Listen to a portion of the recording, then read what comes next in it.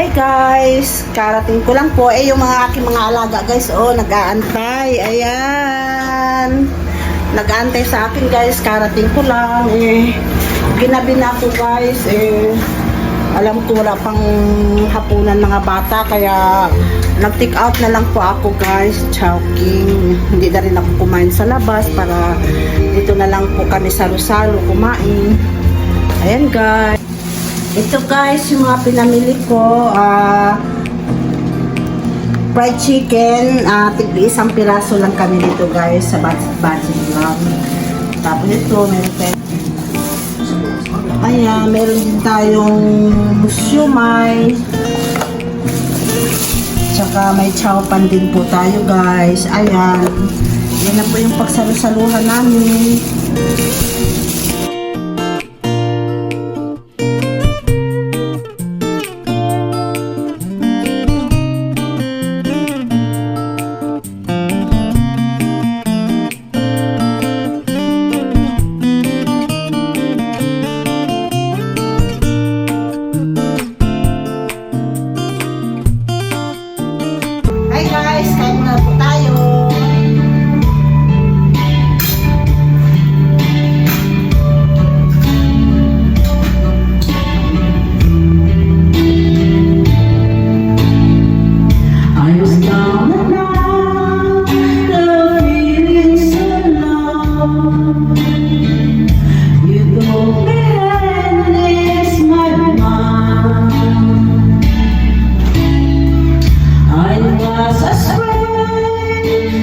Show me the way, and now I found my home with you. I still recall the times I've been through. Cause I've forgotten what you do. I almost gave up, but you give me hope. You'll make me strong as this went on. You make me live again.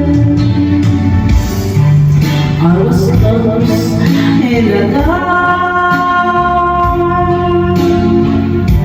with my lonely broken heart.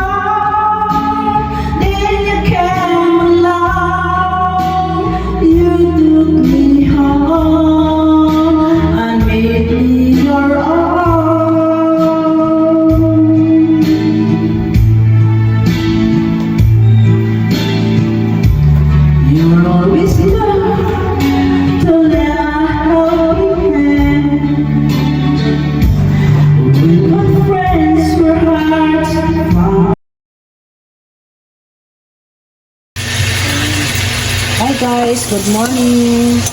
Luto na po ang ating adobong sitaw sa tanghalian po. Kayo po ba, ano po ang luto nyo ngayon? Ano po ulam natin guys?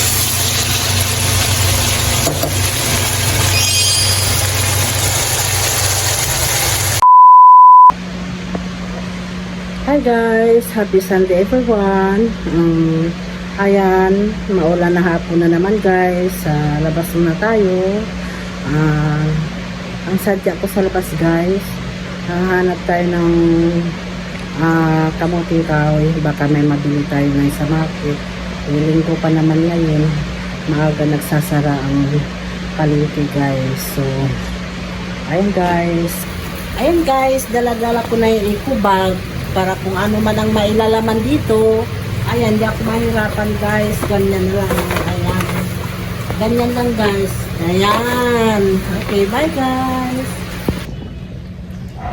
Ayan guys. Lakad-lakad tayo sa maulan na hapon.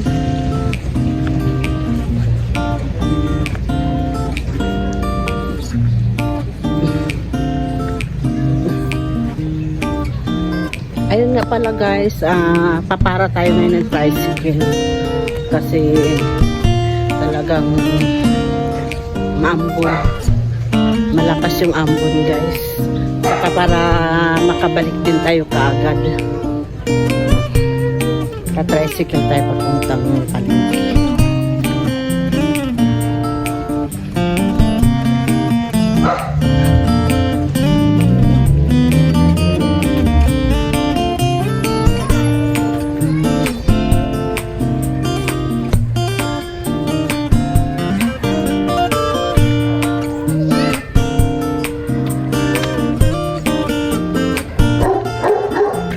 Guys, nagkasalubong kami ng aking friends. Ayan. Paras kami nakabayong kasi maulan. Okay, guys, bye. Ayusa.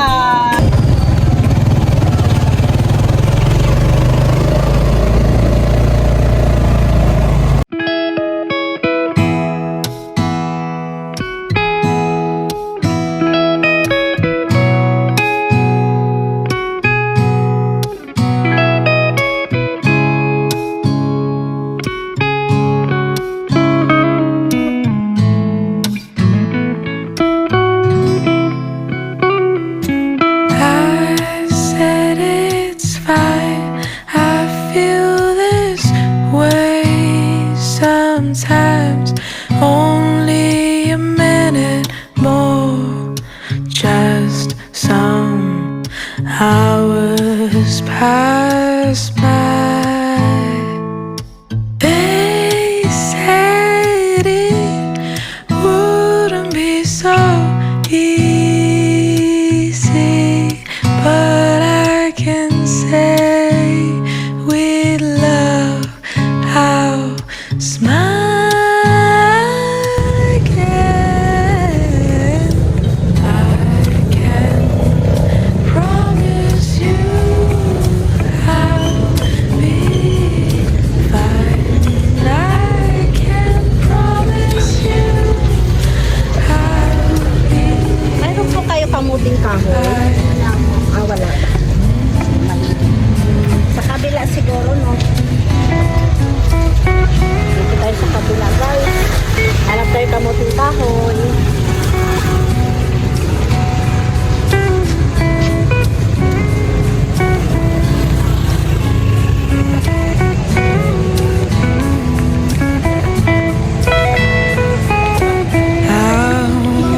I'm just Ayan, daming gulay dito. Sana makahanap tayo ng kamuting kahoy, guys. May kamuting kahoy po? Wala.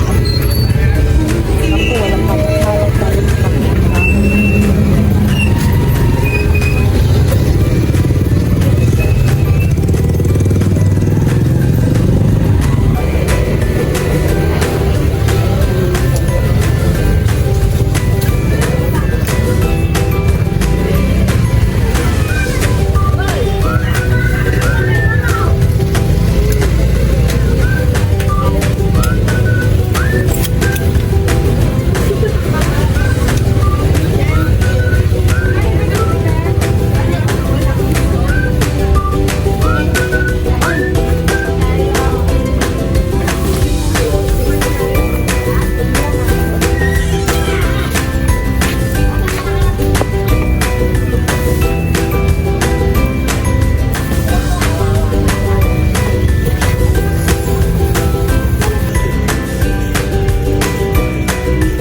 Ayun, guys, di pa nakabili ng saging. Ay, maganda saging nila dito.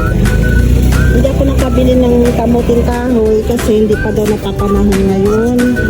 Wala akong mahanap dito sa Talipapa, guys. Okay.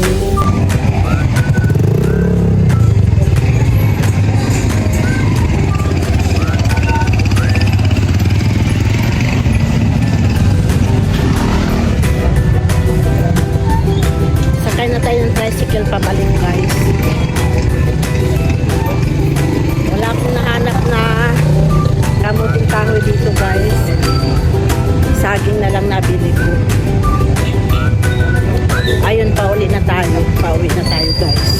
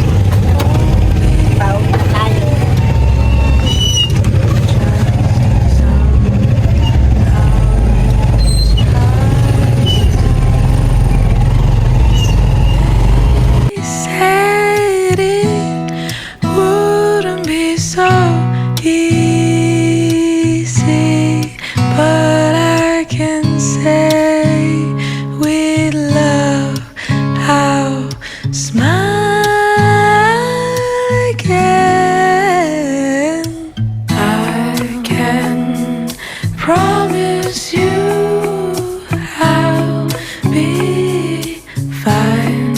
I can promise you I'll be fine.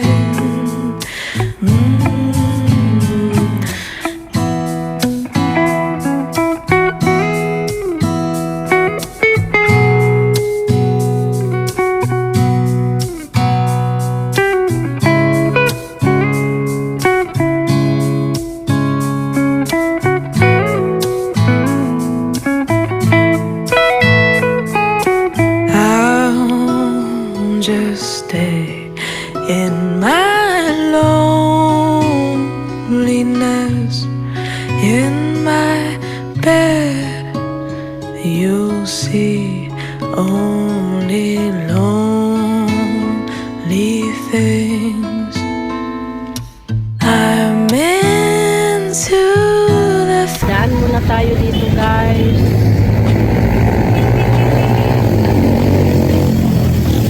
Baka may lugaw po dito. Pasok muna po tayo.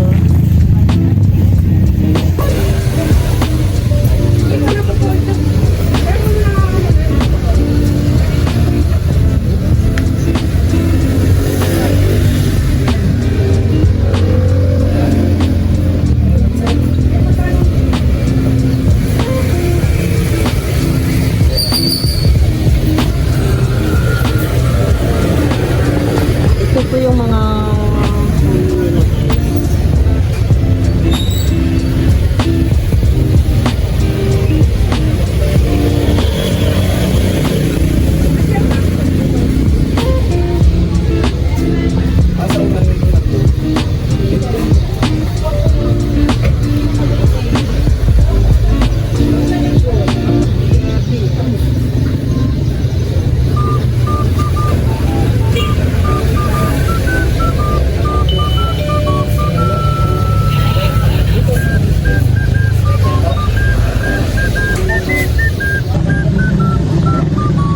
Hi guys, dito pa tayo ngayon kumain. Ayun guys, balak ko sanang magbugaw with pizza sa merienda. Kaso parang alanganin ang oras kayo mga nasa 6:30 PM na. So, ito na lang po ang in-order ko, pangsilo.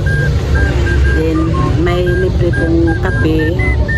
Ayan guys, parang maghapunan na lang po ako ng maaga-aga. Ayan. Maganda po dito guys.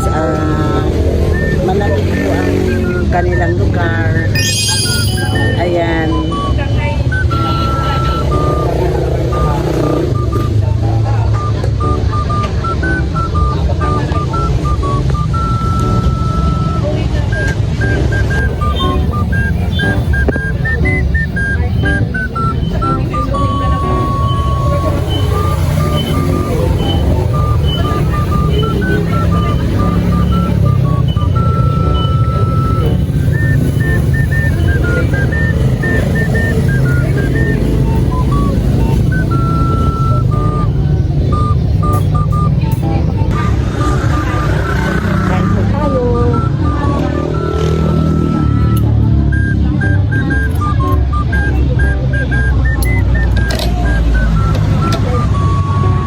libre pong kape guys.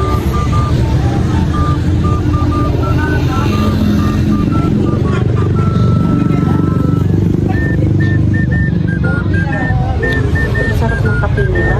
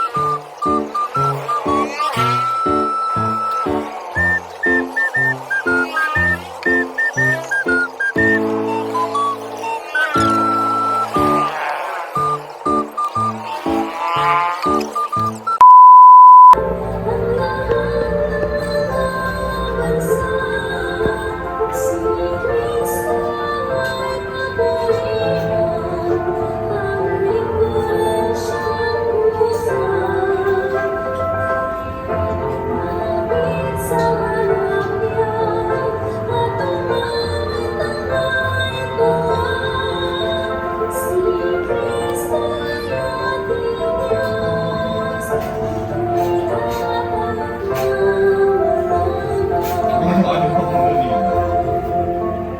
Sa ngalan ng Ama, ng Anak, at ng Espiritu Santo, Amen. sumainyo ang Panginoon. At sumainyo rin. Mga kapatid, tayo ay nagagalak na bumalik sa banal na misa para magpuri at magpasalamat sa Diyos. Dahil sa Kanya, binibigyan tayo ng lakas na harapin natin at malampasan lahat ng ating mga problema at pagsubok. Pag tayo ay naghihina, siyang nagbibigay ng panibagong buhay sa atin. Pag tayo ay nalulungkot, siyang ating tuwa at ganap. Pag tayo ay nawawala, siyang ating daan. Mga kapatid, marami tayong mga kapaguran sa buhay. Kung minsan, ginagawa natin ang kaya natin, pero gusto na bang hindi pa sapat ang ating ginagawang mabuti at tama? Kung minsan tayo ay tapat sa Diyos, bakit tayo pa ang binibigyan ng mga sunod-sunod na pagsubok at problema sa buhay? Huwag tayong titigil sa paggawa ng mabuti.